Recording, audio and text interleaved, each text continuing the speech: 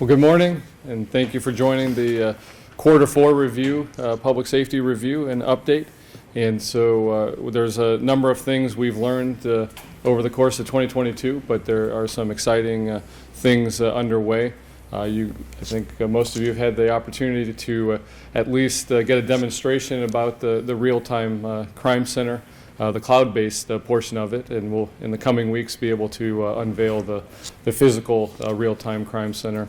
And so that's exciting to get those resources to our officers and make sure that both our patrol officers have access to that when they're arriving on a potentially dangerous scene, and also our detective bureau having that to help solve crimes after the fact. So that's an exciting piece that will also move into another phase where we'll be reaching out to businesses to partner with us and get their cameras hooked up and connected into our system. So that's on the way here very soon.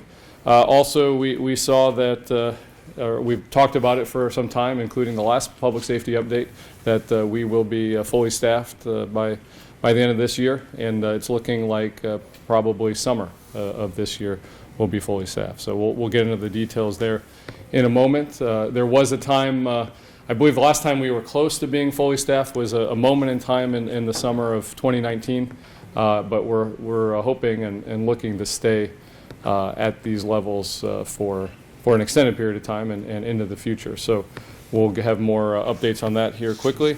And then, of course, our numbers, we always look at how we did year over year. If you remember, in the first half of the year, we were doing better than the previous year, 2021.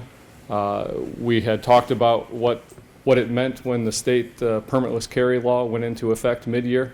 And then in the second half of the year, we obviously, you'll see that we did worse, slightly worse than 2021. And so when you look at the whole year, it's almost roughly equivalent in terms of gun violence. So, I mean, homicides have gone up, but in terms of shooting victims total, which is the number we like to look at, because homicides can depend on whether they get to the hospital in time, whether just the luck or bad luck of where the trajectory of the bullet goes. So when you look at shooting victims, slightly up, but not significantly over the course of the whole year. But when you consider we were doing better at the beginning at the first half of the year, that means that we didn't do quite as well at the second half of the year.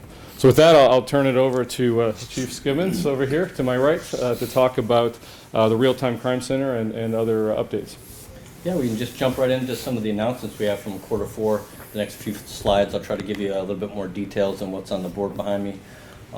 Apologies, I missed the Quarter 3 public safety announcement. If any of you missed me, I'm sure Chief was quite entertaining. He's a bit more entertaining than I am, so he'll keep you on the edge of your seat, and I will not.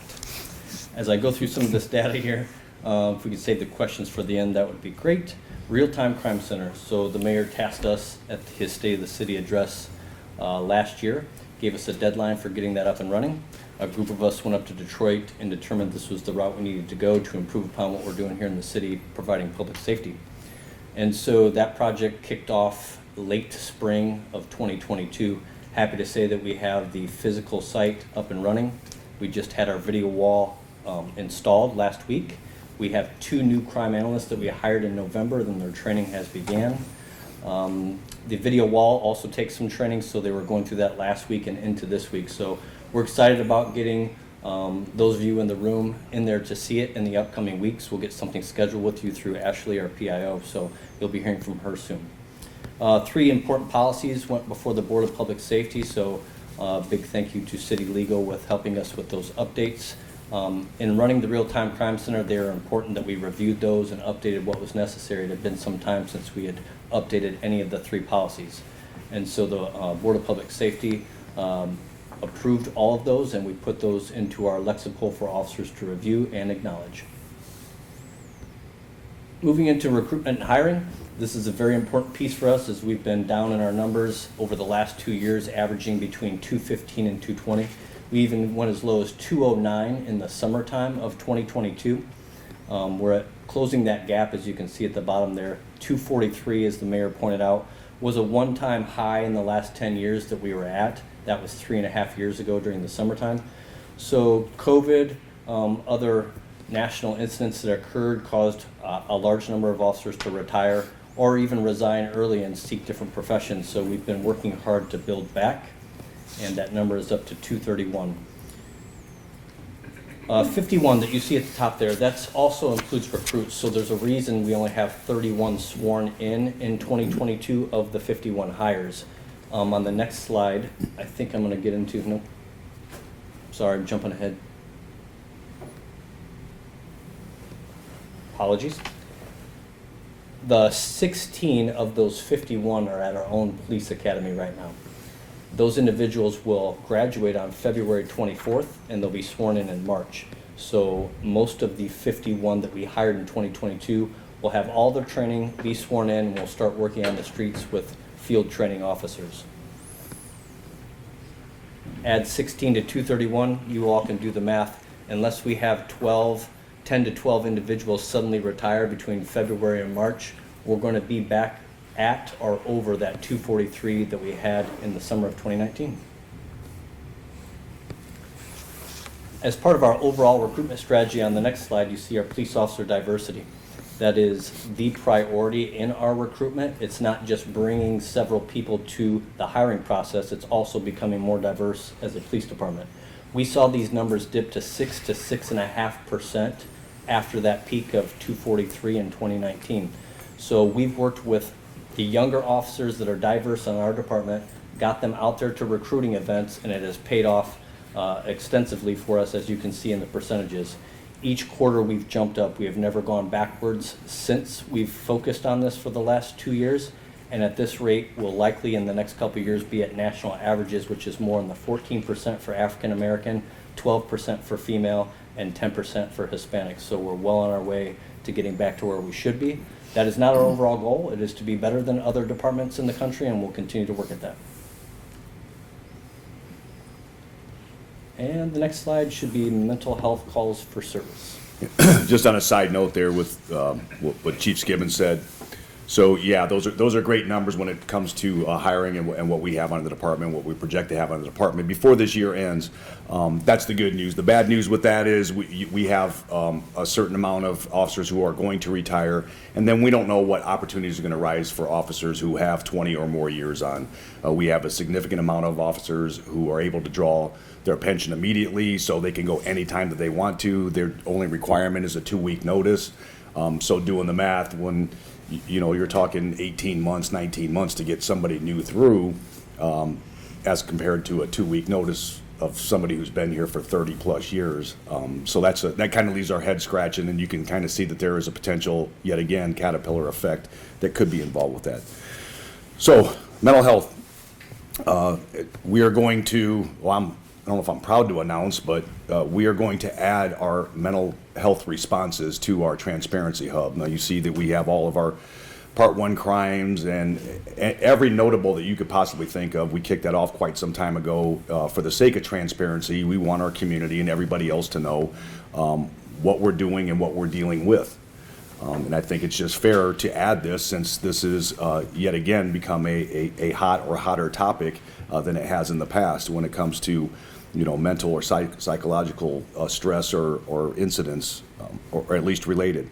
I will tell you, in 2022, we had not only our internal analysts, but our city IT department do some deep diving, and we responded to 1,154 known mental or psychological related calls or incidents last year alone.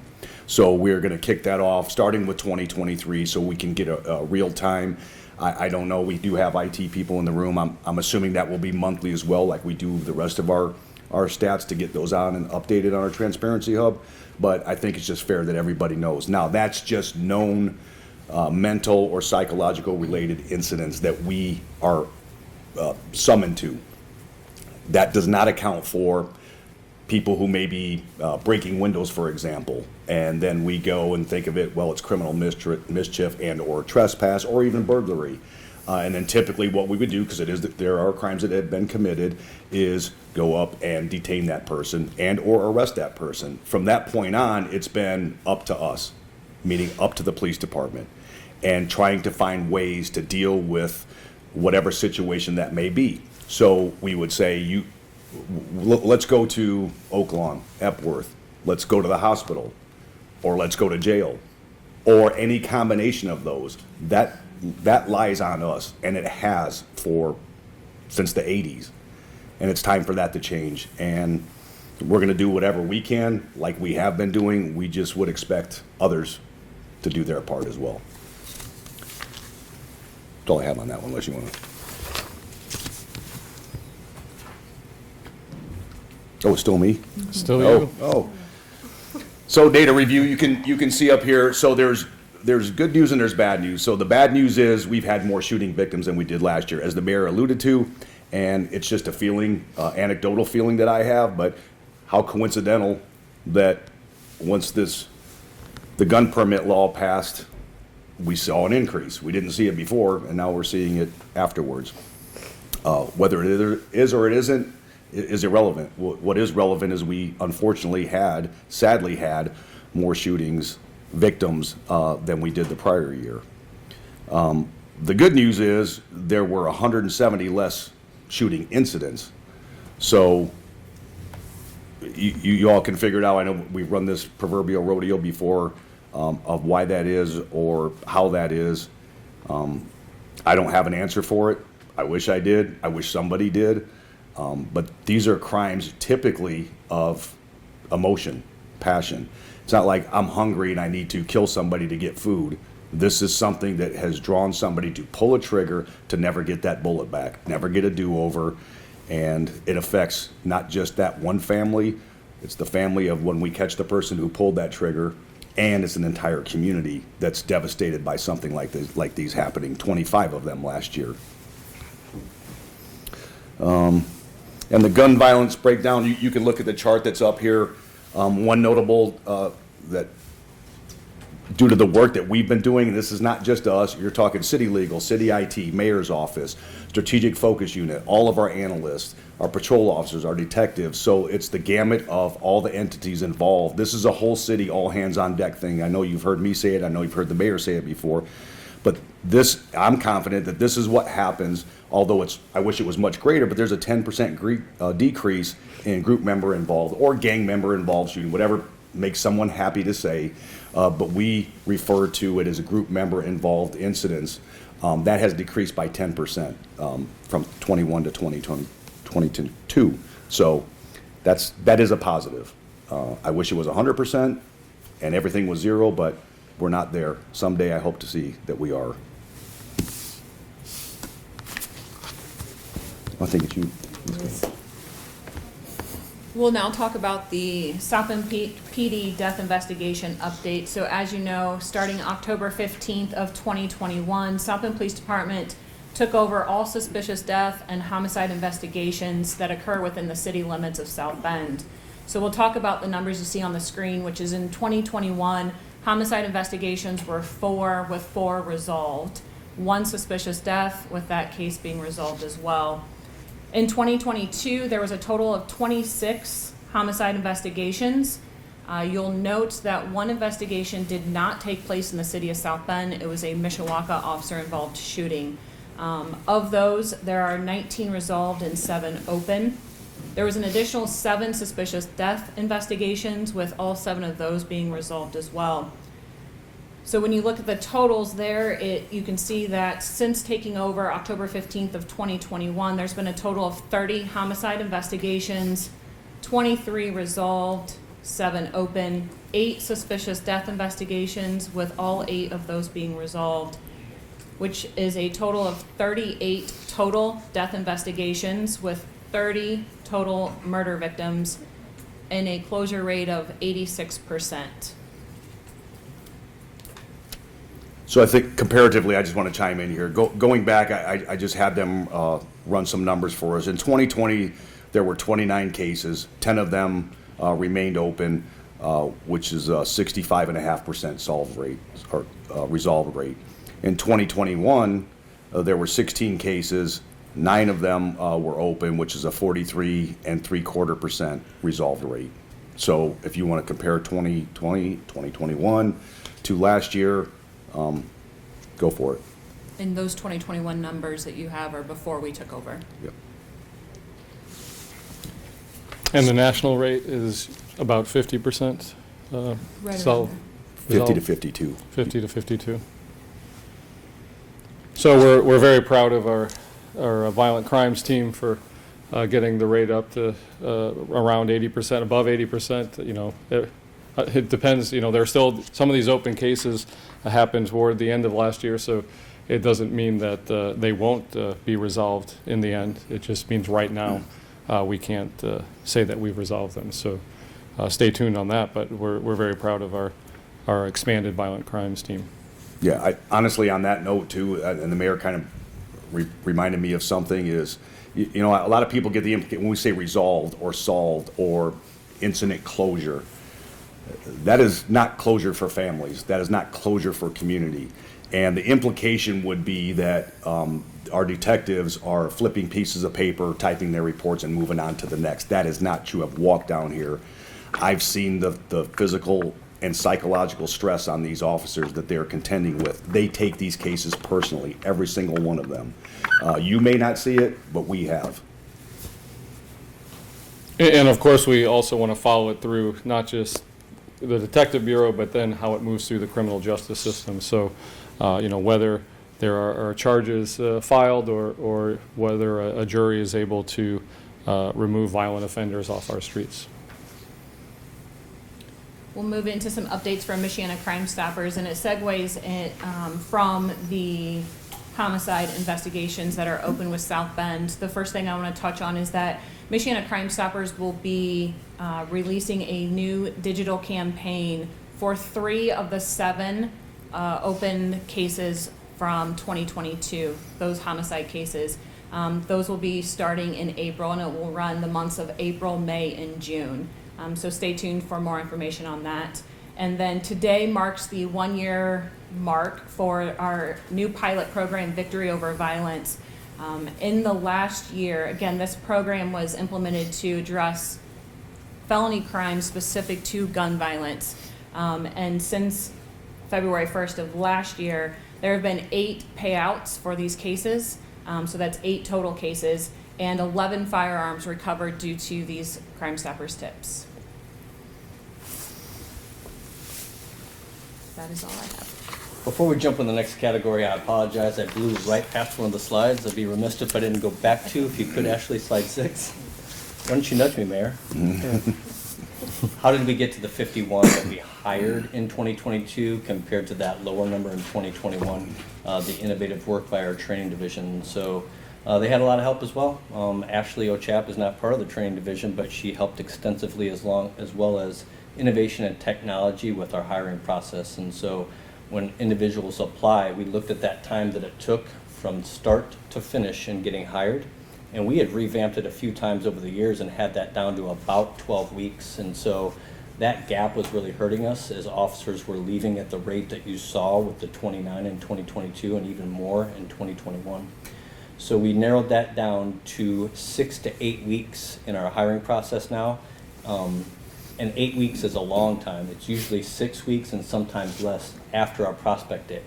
Our prospect day is 80% of the testing process all in one day. Starts with a written test. There's an agility test that is the standards put forth by ILEA. So for us to send someone to their academy, they have to meet those physical qualifications, so we test them on that as well. They also go through an oral board interview. They have a pre-background screen, and then we also schedule them for their psychological evaluation and then a physical from a doctor. So 80% of their process is done in one day. We come out of that with a large chunk of individuals that are ready to go on to the next phase. So it's up to them to complete over the next few weeks, getting their physical done, being on time to the stuff that we schedule for them. And so that's how we were able to improve upon that number so drastically and get it up to 51 in 2022. Hosting our own police academy.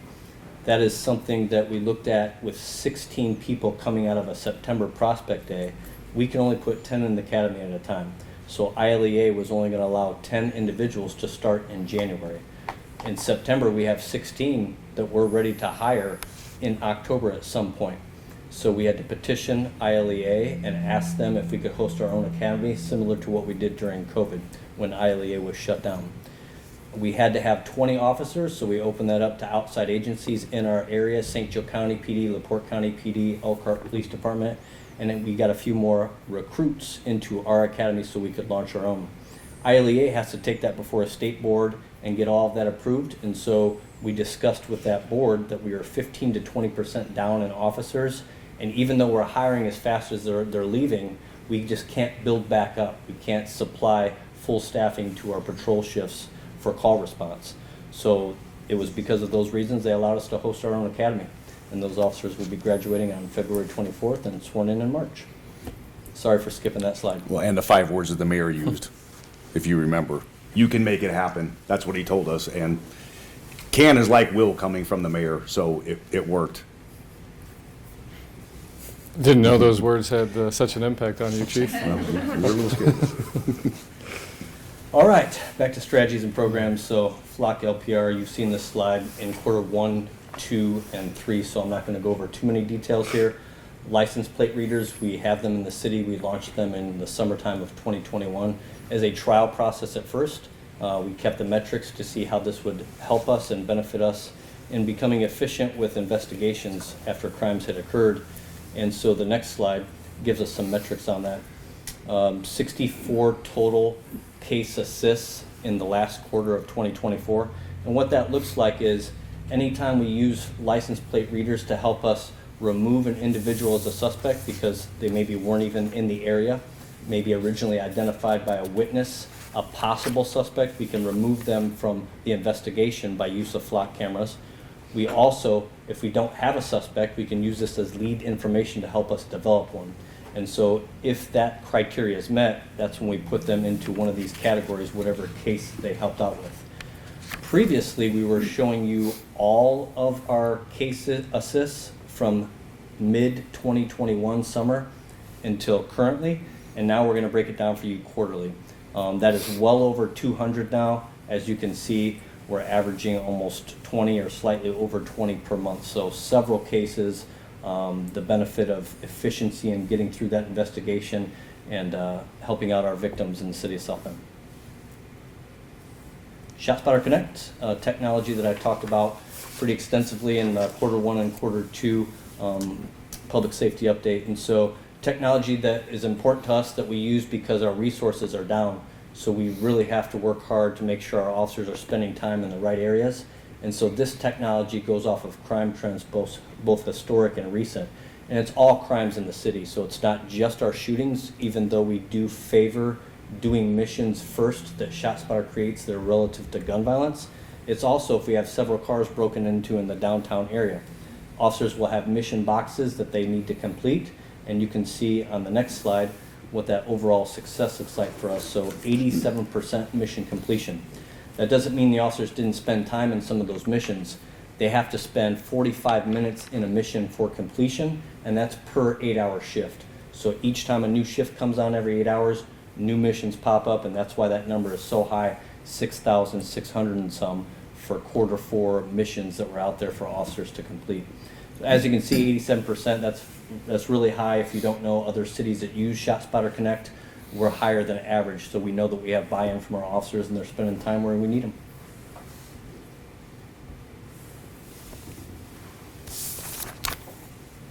We now move into feedback for further questions.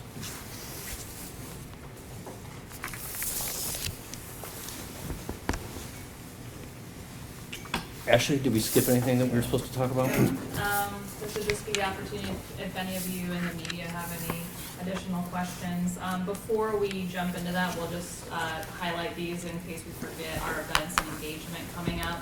I'll just address this side really quickly. So we like to cap off these presentations by touching on some community events, some outreach opportunities for us. You see a couple up there. Earlier this year, we restarted our community crime meetings, our crime stat meetings. Those are on the second Wednesday of each month in our auditorium. We had a great showing last month when we restarted it after the holidays, so we look forward to seeing that momentum moving up. We were talking about recruitment earlier. We are looking at different ways that we can get our officers in front of job prospects. One of those being a career fair. We did one a couple weeks ago with U93 at the Holiday Inn in Mishawaka. We have another one that's criminal justice focused at IUSD that we will be at just before our prospect day. And then Chief, you wanted to add about the mayor's night as well. Yep, coming up next meet the mayor and staff next Tuesday at 7 o'clock at Riley High School. So not just the mayor and his immediate staff, but all the department heads. And then we usually have at least 3 or 4, if not more, from the police department. So everybody's welcome. And while you're waiting to talk to mayor, you can come and hang out with us for a little bit and talk about things like duck boots. And then just 2 last notes. Our South Bend Police Department awards ceremony is coming up in the beginning of March. That will be viewable via Facebook Live. So like to see people log on there and watch their friends, fellow officers, community members come in and cheer them on and award them for a job well done, going above and beyond their call of duty. And lastly, this summer, we'll have additional details once they're firmed up, but we will be having a joint cookout with the police department and GVI for a community outreach cookout that we can connect with communities and different neighborhoods. That's with our strategic focus unit and many others here at the police department. So just another way for us to get into the community and get to know neighbors, and so that they can get to know our officers. Yeah, I'm excited about that last one. For those that didn't know, pre-COVID, we were doing 3 to 4 of those a year. Last summer, it was all hands on deck for recruitment. So the amount of officers it took for us to put on prospect days took away from our ability to throw these cookouts. And so when school is out, you'll see our first cookout. Our strategic focus unit takes the lead on that. All officers on the department are invited to come out. It's a great way to build relationships. We also have confirmation that not our GVI team, the GVI team, outreach team, will be there as well. And we also have one before our students go back to school. So sometime in early August.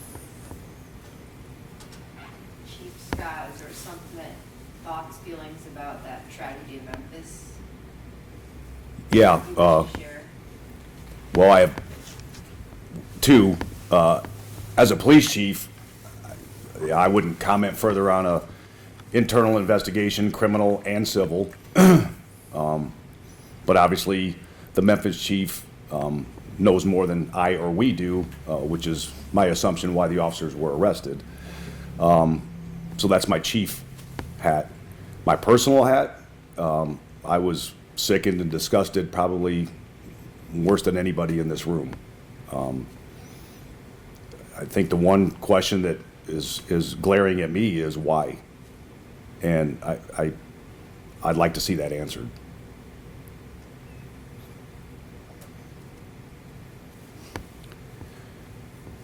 Some of the conversations that have come out of that regarding policy updates, we're happy to say that through 21CP, we've took a critical look at many of our policies over the last few years. And that's not to say that policy can keep things like that from happening. Bad people do bad things. And so what we have set up with our internal affairs department is anytime there's even a slight incident that an officer is involved in, it's a flag for us. And we go through a process to determine what steps are necessary to improve upon that officer's training. So if there's red flags that pop up, we feel like we're in a comfortable place to help keep things like that from happening. And so in our internal review that we've already started that process on, do we need to update any of our policies? We feel strongly about what we've done through the 21CP consultants.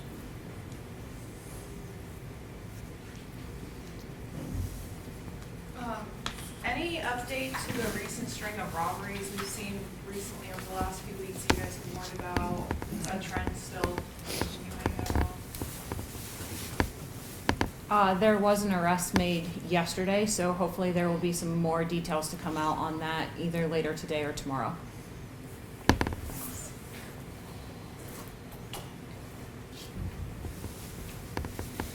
Any other questions about the data or anything related? I know you said you're on the track to being full staffed by the summer. Right now, there seems to be a trend of officers retiring or leaving for a job in the private sector. That's kind of across the country. Is that something that's been an issue at all at SBPD or? Yes, I would say the last 2 years following COVID and other incidents throughout our country, we did see that trend. The trend for us, we know is going to start to slow down when we look at the percentage that the chief talked about that are able to retire and draw their pension immediately. That percentage has decreased over the last 2 years because we're becoming a younger department as officers are retiring or leaving for other possibilities, just resigning before they hit their 20 years. We're bringing in just as many as we were losing. So now we're becoming a younger, less experienced department. Officers aren't able to retire and immediately draw, so we know that that number is going to come down. And, you know, we had a good wage package and other benefits with the most recent negotiation. And so that's helped fuel, and we hope to continue fuel our department going forward. And the benefit of when you're fully staffed, you're not as strained as an individual officer. The job is not quite as taxing as it is when it's all hands on deck, just trying to keep running from call to call and trying to keep the lights on here, as you say. But, you know, I think that goes into another question that, you know, what does fully staffing mean? And those are questions we're going to have more details to provide over the coming months. But, you know, it's from the first having more officers on each patrol shift. And that allows us to do pay more attention to some things that we just haven't been able to pay attention to because we were, you know, kind of close to a bare minimum the last couple of years. So there are those pieces we can do on the patrol shift.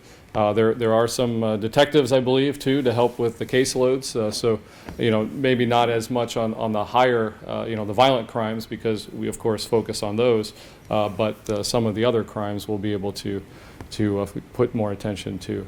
And then there's also some level of community engagement that we're hoping to ramp back up what we've had in the past. So, you know, it's not just, you know, people, you know, officers on the street. It's also some of these other divisions will be staffed at a level they haven't been in some time. Can anyone from the department talk about the personal strain of being understaffed, either how that affects you personally or how you see that affects, you know, an officer if you guys are down a certain number of people?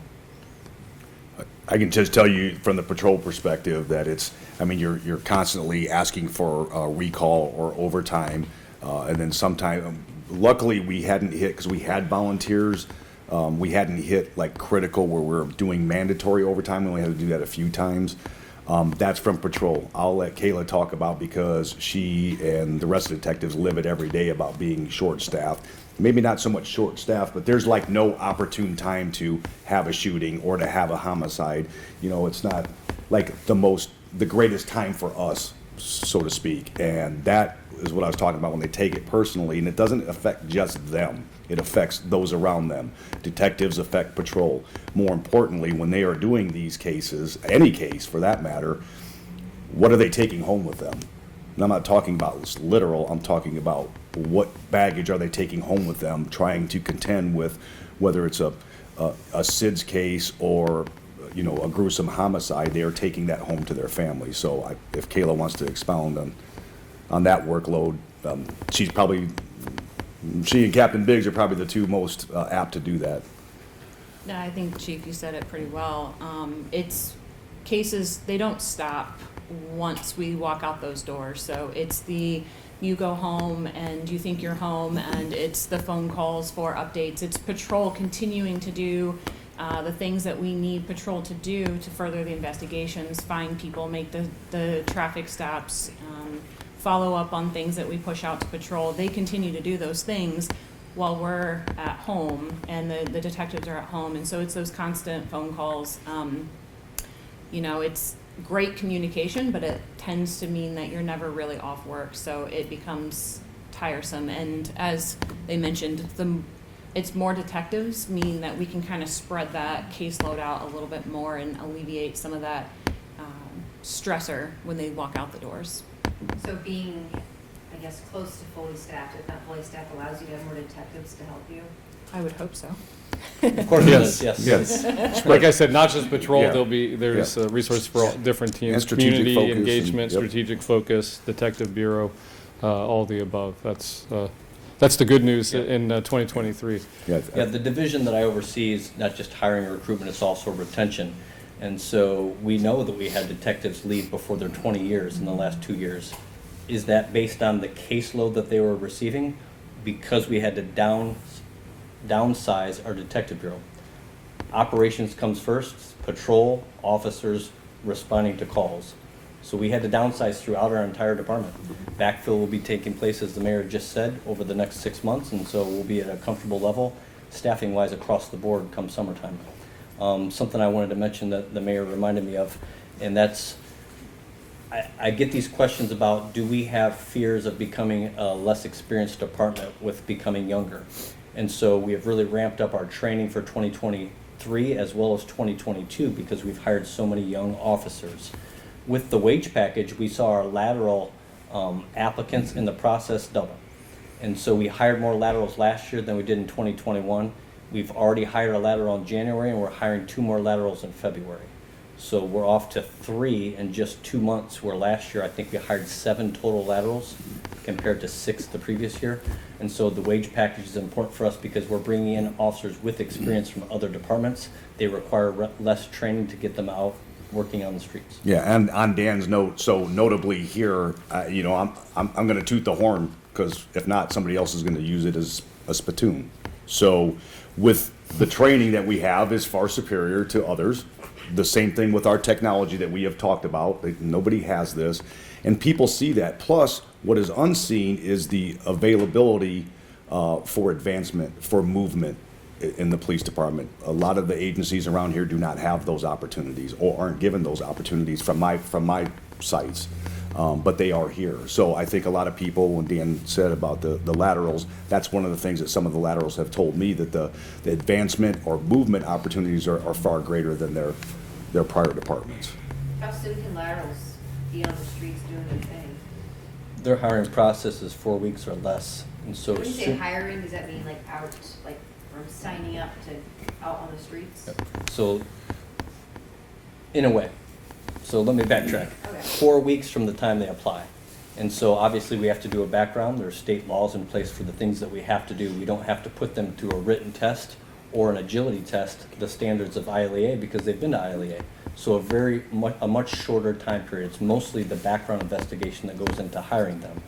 Once they're hired, we have a 2-week training that is hands-on, so all of our technologies are different than other departments. The report writing systems we use and all that takes 2 weeks, and then they're out field training. The typical time for a field training officer is 12 weeks. For a non-lateral, for a lateral, it is 8 weeks. So 14 weeks total.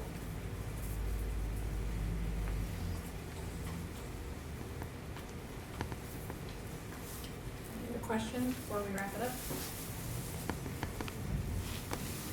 Any final comments from the table? No. All right, well, thank you, everybody.